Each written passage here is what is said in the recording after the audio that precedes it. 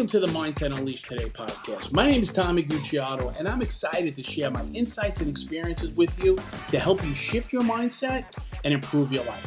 Now, what we're going to be doing is we're going to be exploring different areas of life, discussing how to make positive changes. Now, I'll be doing this by interviewing guests who can provide additional perspectives and their experiences.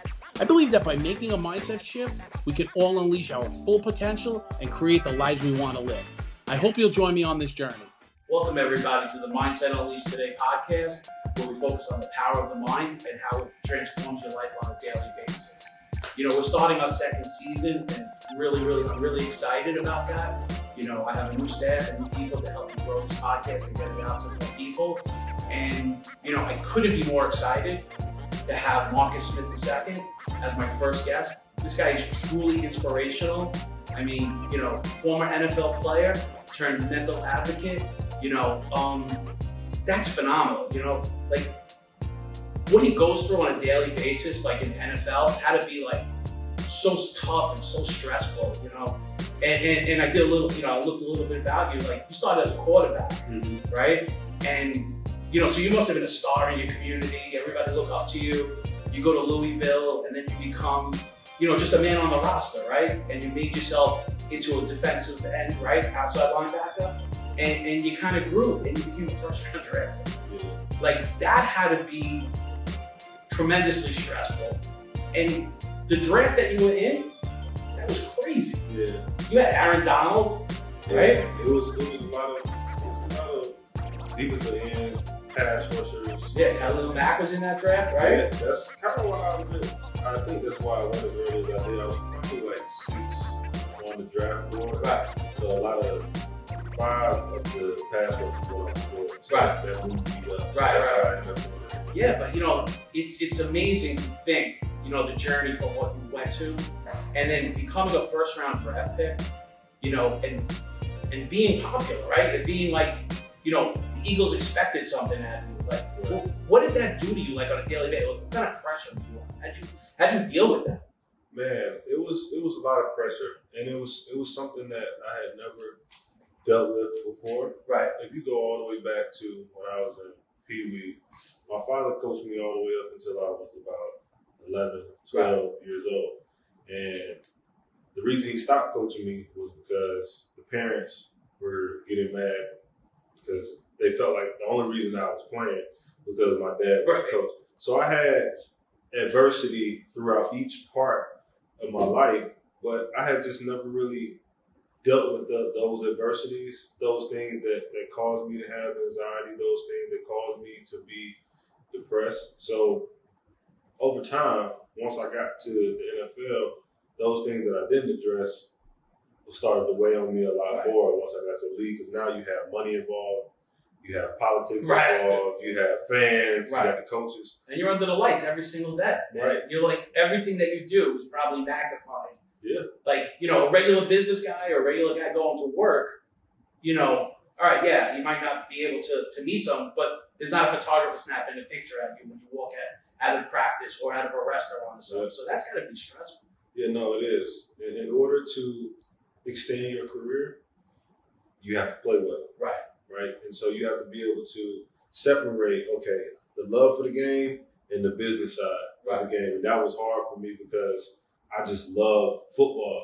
I ain't really want all the other stuff, you know. But it was definitely tough on me, especially my first 3 years being in Philly. I didn't play very well when I was in Philly, but I understand that kind of made me the man I am today too, as well. Right.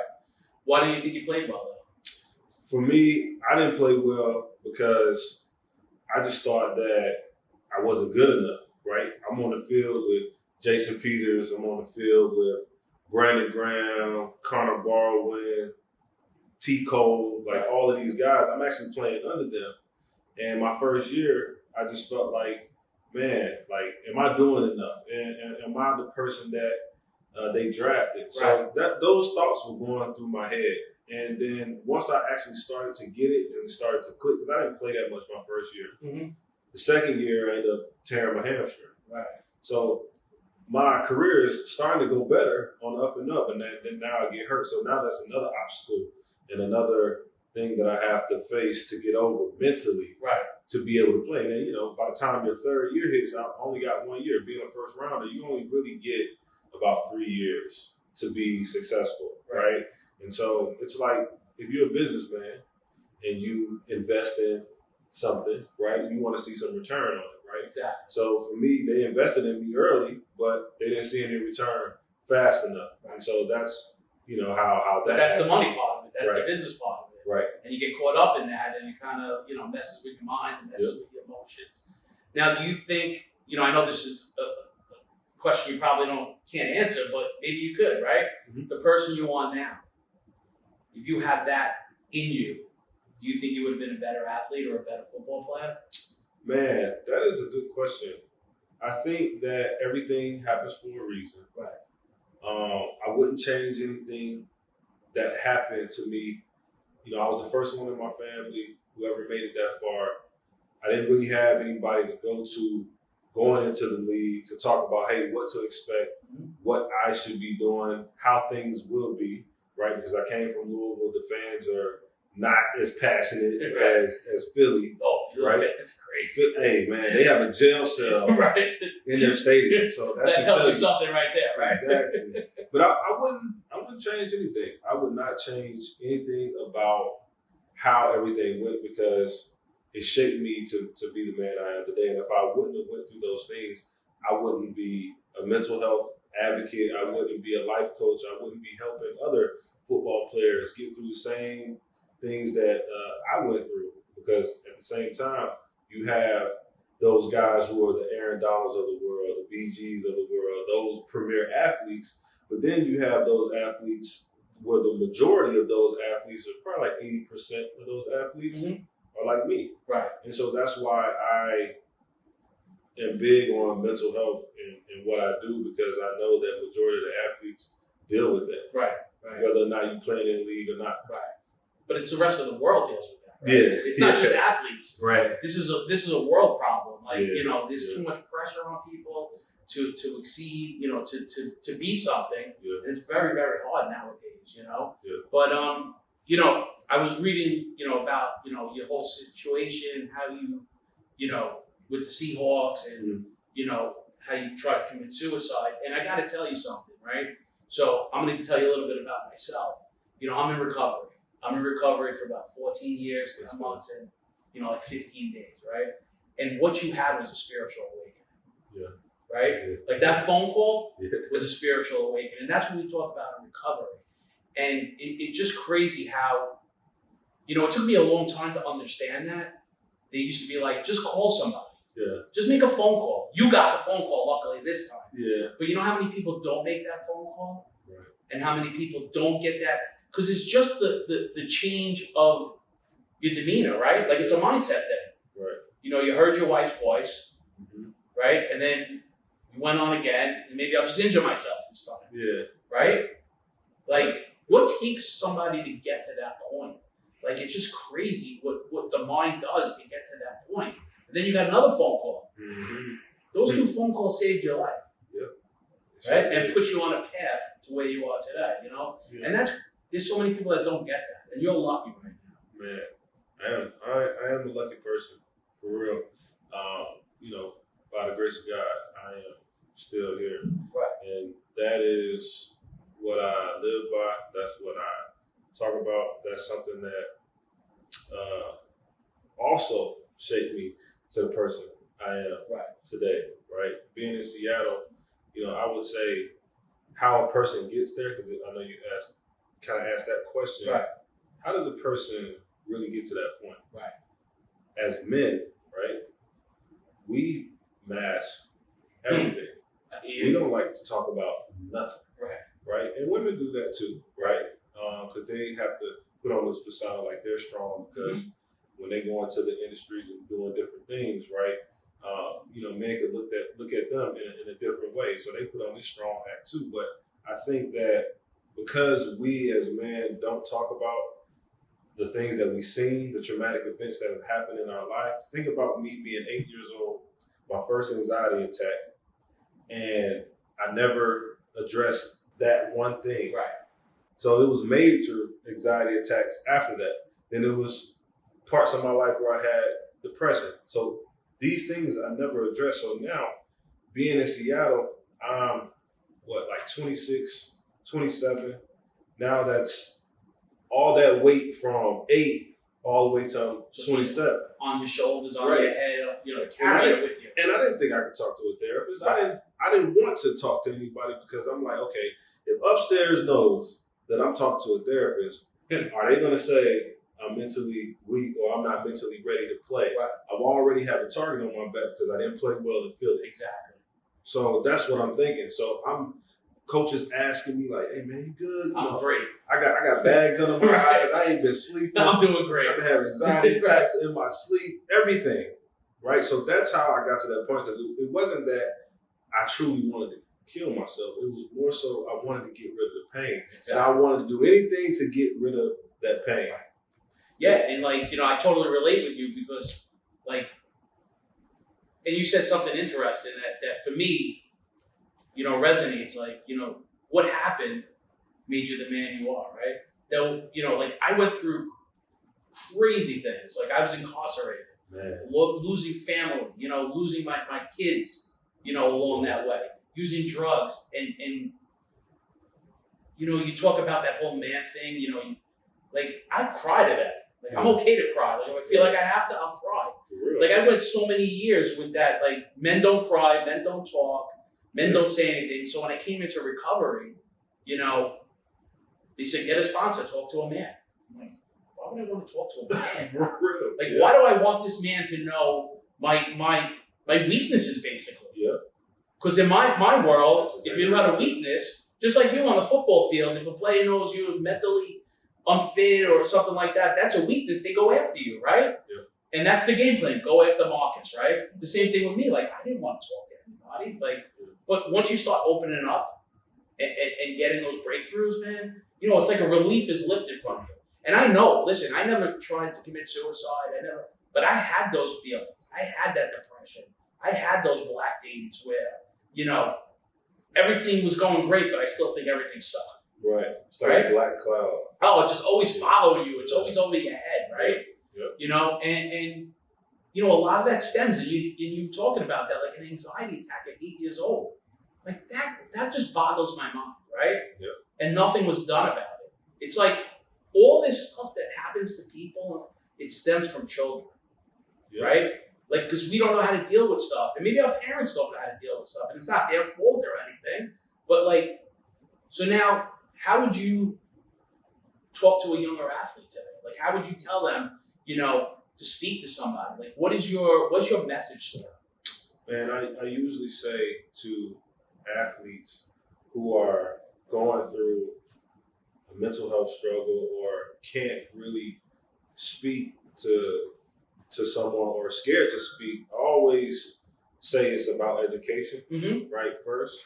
So what we have to do is we have to acknowledge that we have an issue. And how we acknowledge that we have an issue is through someone like me speaking about my story, right? So when you hear my story and it's similar to yours, that creates some type of vulnerability. Of course. Right? So when they hear the vulnerability, then they can speak up, they can speak out and say something. Now, what comes to mind, if you have someone who looks like me, right? Only 6% of therapists are African American, right? But at the same time, my therapist is white, right? And there are good therapists out there that don't necessarily look like you, right? So we have to break that barrier too as well. You don't always have to have someone that looks exactly like you, right? And we have to be able to meet them where they are. So my point of reference is that's why I became a life coach, because how can I meet them where they are and be a bridge for them to get the help that they solely desire? So if they can trust me, then they can trust the therapist, right? Exactly. Because they're going to trust me to put them with the right person, regardless of if they're black, white, Asian, no matter what they are. Right. So my thing to kids is, hey, first, let's teach you education behind what you may be feeling. Let's acknowledge that you have an issue. and let's get you with the right person that can actually help you. Right. So yeah. Oh, that's great, man. And I see a lot of similarities like between what you went through and what I went through as a recovering addict, and they're basically the same. It's the stigma. Like for me, maybe I'm a businessman, right? But I'm going into the recovery world, and there's somebody that might be unemployed. Yeah. But that unemployed person could save my life on a daily basis, right? So we don't have to. We can't worry what color we are or what race we are or how big or how tall we are. It's just about how somebody can help each other. Right. And I see it today. It's very, very hard. And I don't know if you I have younger kids, and it's stressful out there. It's a stressful world out there. And a lot of these kids have serious problems. They're addicted to their phones. It's instant gratification. Yeah. It's the communication. When I was a kid, we used to go out and play outside all day. Now I used to tell my kids to go outside. Outside, what do we do outside? Yeah. It's crazy, but that's the world that we're in, and we have to educate them. Yeah. We have to educate them that there's better ways. There are better ways. It's what I do with my kids now. I have a 2-year-old and I have a 4-year-old, right? So you have a lot of sleepless nights. not really. Not really? Used to. Yeah. I was, my wife, She's good like that? Yeah, but she would have, we had some sleepless nights, but that was earlier, right? Unless our kids get sick and then they want to sleep with us, they want to be up on the rest. But of course, with our kids and what you were saying, I think that too, like when it comes to the phones, limiting their screen time too, right? Because your phone will tell you how long you've been on there. Yeah, sometimes I look at mine, it's and crazy. You realize there are statistics that say, like, if your child has been on a screen for too much long, they're more irritable. Like, they're less likely to listen to what you have to say because they want to be on that screen. So it's really about introducing them to things that are good with their hands or things that are outside, right? And get them in a way where they don't feel like they need that, right? Like, you can use it, right, but don't abuse it, right? That's just like anything, Just like anything in life, right? Right. But sometimes, our behaviors take over and we want to abuse stuff. Yeah. All right, so are there things being done like in the NFL? Like, do you still work with the NFL? Yeah, so I do. We were just at the NFL getaway. It's something that the NFL does every year for all the legends. Legends just meaning all the guys who play in the NFL. Right. And we did a speaking series, basically, for all the guys, and there was 3 of us. And we just brought mental health to the table, and we had a round table discussion with the guys. So that was really good, and I think that's what the NFL is moving more towards now, because mental health is really a big topic, especially after COVID. That was like, oh yeah, that was. I mean, that's sad. Not able to perform, you're not able to do what you're supposed to do. Think about playing football with no fans in the stands. That's crazy. Like, that's just crazy. I couldn't. Doesn't even make sense to me. No, it's like you have. Like, you want to run out of that tunnel and hear them yelling and screaming, right? That's what you work hard for all week. Right, and then think about the average day person. Right. Being at home and not being able to really. Well, you can go outside, but you feel like you can't go outside because of the stuff that's in the air. Right. No, You're terrified. Exactly. You know what I mean? So I think, that was a lot. But in the NFL, I commend the NFL because they are standing on what they believe in, and then also they're moving to the forefront when it comes to the mental health stuff. So me working with guys, it's been a true treat because I get to get them before they even start, but then also some of the guys afterwards, they be asking questions about what I went through, and then they'll start to say, I'm dealing with that too. Right. So, but that's good because now you are them, right? Yeah. You are a draft pick. You are a football player. You put your life into this, and they can see, all right, it's okay. He stepped up, right? And he's talking about it, and it gives other people the opportunity to step up, right? Yeah. So, you look at baseball players, you look at basketball players, and I know we're talking about sports because you're into you're an former NFL player, but, you know, we could grow into a businessman or anything, right? You know, and listen, I'm a businessman. I'm stressed every single day. I'm on performance every single day. Yeah, that's right. Yeah. So it's the same thing. It's just that I don't have somebody sending a picture at me, you know, or, you know, putting me in the newspaper on a daily basis. But, you know, you look at the other sports, and beside a quarterback in the NFL or maybe, you know, an offensive lineman, the longevity of players isn't that long, right? So to me, you know, mental health has to be really worked on. You know, like, because you worked all your life to get there, and if you have 3-year lifespan, you know, for a running back, let's say, like, what do you do after that? Like, your whole life was dedicated to this sport, and now it's gone, right? Yeah. So it's not just the getting to it; it's the after that, you know, has to be depressing. It has to be. Do you work with guys after the fact too, or are you just kind of helping guys that are in the process right now? Yeah, even after the fact, a guy just actually just texted me, helping him. He's going through the process, and he had an injury out of nowhere that the doctor said you can't play anymore. So think about not being able to play anymore. That's not what you had planned to do, right? And you ain't got nothing else planned because football is like that's your life, like the Kobe mentality, right, in football, right, and so. That's the thing that I always try to navigate through because I understand where they were when they were doing that, and then football seemed like it got snatched right from them, right? That's the anxiety really and depression really sets in because now you're back at home, right? Especially if you have kids, you're trying to insert yourself into an environment that you are not necessarily ready to be in. Right. So you feel like you're not supposed to be there. Exactly. Almost. And so you become in a depressed state. And then that's when usually when I get to talk to them and I get to meet them where they are and say, hey, this is what I dealt with. These are some of the things that I did to get through that. And help them understand it's not going to go away, but it's a journey. Right? This is, you know, this is a journey that I have days where it's like, do I got a black cloud on my head today? Right. But I have to use what I've learned, right? I may have to call like, hey, we gotta schedule something. I need to dump. I need to get this all off my chest. No, that's what you gotta do. Us talking about this right now, this helps me a lot too. Because I get to talk about it and dump it out.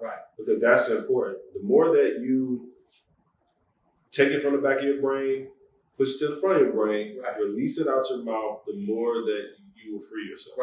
So, yeah, it's just a freeness, right? Yeah. Like, you know, what they say, you're only as sick as your secrets. So if you're holding everything inside of you, that's a good one. and it's just buried inside of you, you know, like, it just festers. Yeah. And it festers, and then bad decisions happen. You know, negativity comes in your life, and you know, listen, there's enough negativity in this world today that I don't need any more of it, right? Yeah. So, you know, I just try to work on myself on a daily basis, and that's all we can do. Take it one day at a time. You know, it's one day. Like I never understood that process. Like when I first came into the recovery, they always say one day at a time. It always bothered my mind. But you know, like if you have today, and listen, we're not perfect. I'm gonna yell at somebody today. I'm sure. I'm gonna argue with somebody today. Right. I might be nice to somebody today, also. Right. And I also might do some good stuff. But at the end of the day, if I can put my head down on the pillow and I can just have another day, you know, that's the beauty of life. You know, and you know, you just want to grow on a daily basis. You know, and you know, I know you talked about being a life coach, and you talked about, you know, you have the circle event. Maybe you want to tell everybody like what it does, and because I know it's a nonprofit, right? And you help. I think you help you know, underprivileged women as well, right? Yeah. So people. So I had two nonprofits. One was the M2 Foundation, but we transformed what I was doing with that to the Circle of M because I wanted to focus more on just people in general when it came to mental health, right? So what the Circle of Him is, our mission is we unmask the feelings that cause anxiety and depression. And the reason that I started, obviously, I went through the suicide situation in 2018. And then once I went through that and I actually started therapy, I started to find out who the real Marcus Smith was, started to find myself again. I started to talk to my teammates. And these are teammates that are still playing today and that everybody will probably know of. Right. You know, I'm not going to say any names. No. Once I was vulnerable enough to step away from the game because of that, once I took my mental health seriously, what happened was I came back in the locker room to get my stuff. I had multiple guys talking to me about what they were going through and what they had dealt with and how they, man, bro, I was just muscling through that, man. I was just dealing with that like 3 weeks ago. You know what I'm saying? So that's what it's for. And it's not just for athletes, obviously, because, you know, I'm an athlete. That's generally like what comes up. But it's just important for people in general to unmask their feelings that cause that, right? Because if you have a mask on for your whole entire life, eventually you're going to have to take it off. 100%. Right? Yeah. So that's why even my brand and what you see is a half helmet, half face. Right. Because I want you to take it off. Right. You know what I mean? I want you to, you know, unmask what you've been dealing with. Right. So that's what it's all about. Yeah, that's great, man. That's great that you could do that, you know?